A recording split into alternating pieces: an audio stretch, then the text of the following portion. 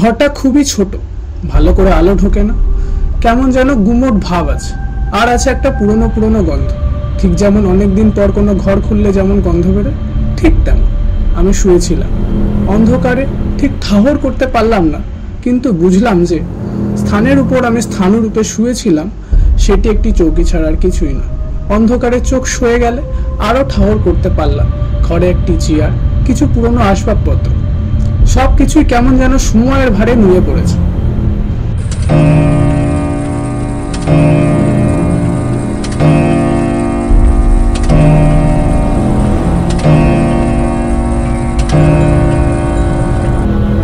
মাথাটা চিনচিন করছে। শেষ মনে আছে অফিস থেকে বাড়ি ফিরছিলাম, ক্লান্তিতে কখন যেন চোখটা লেগে গিয়েছিল। বাড়ি পৌঁছালাম না কেন? এটা কোথায়? কে এনেছে আমাকে এখানে? যখন চোখ খুলল, দেখলাম ঘরে টিম টিম করে আলো জ্বলছে। আমার সামনে এক বৃদ্ধ বসে আছেন, মুখে সাদা দাড়ি গোপের জঙ্গল, মাথা একটি নেপালি টুপি, পরনে ওভারকোট, ধলা প্যান্ট। লোকটি আমার দিকে তাকাল, চোখে তার দীর্ঘদিনের অভিজ্ঞতার ছাপ, দৃষ্টি অত্যন্ত শান্ত, যেন মনে সমস্ত গোপন কথা সে পড়ে ফেলবে। কেমন আছো? ভালো আছি। মাথাটা ফাটালো কে? জানি না।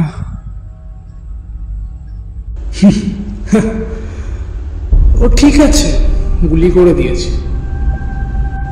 যুবকটি স্তব্ধ হয়ে তাকিয়ে রইল। তুমি হয়তো জানো না, এখানে অনেক পাগল থাকে, তারা মাঝে মধ্যে এমন করে। চিন্তা নেই, এখানে যখন এসে গেছে তাহলে আস্তে আস্তে সব বুঝে যাবে।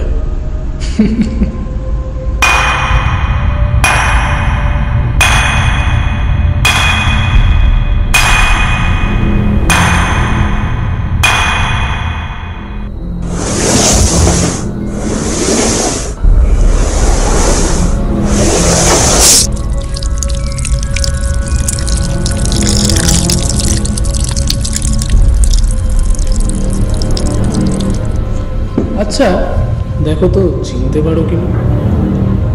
একটা কাটা মাথা, এখনো টাটকা, চুল মুঠো করে সামনে তুলে ধরেছেন সে বৃদ্ধ, আর তার থেকে টুকটুক করে ঝরে পড়ছে রক্ত।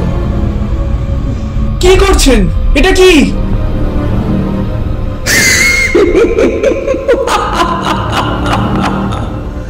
এই লোকটাই তো তোমার মাথায় মেরেছে। আমি ওকে গুলি না করলে ও তোমাকে পুড়িয়ে খেয়ে ফেলতো। পুড়িয়ে খেয়ে ফেলতো মানে? আমি কোথায় এসেছি? পুড়িয়ে খেয়ে ফেলতো মানে কি? আপনি ওর গলে কেটেছেন কেন? আমার শরীর ঘামে ভিজে গেল।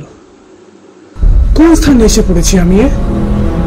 আমার ঠিক মনে আছে, আমি অফিস থেকে ফিরছিলাম, ক্লান্ত হয়ে বাসে একটু চোখ লেগে গিয়েছিল। আমি কি বাড়ি পৌঁছাইনি? এটা কোথায়? আমি কোথায়? শান্ত হও, এখনো তোমার শরীর ভালো নেই, আরাম করো।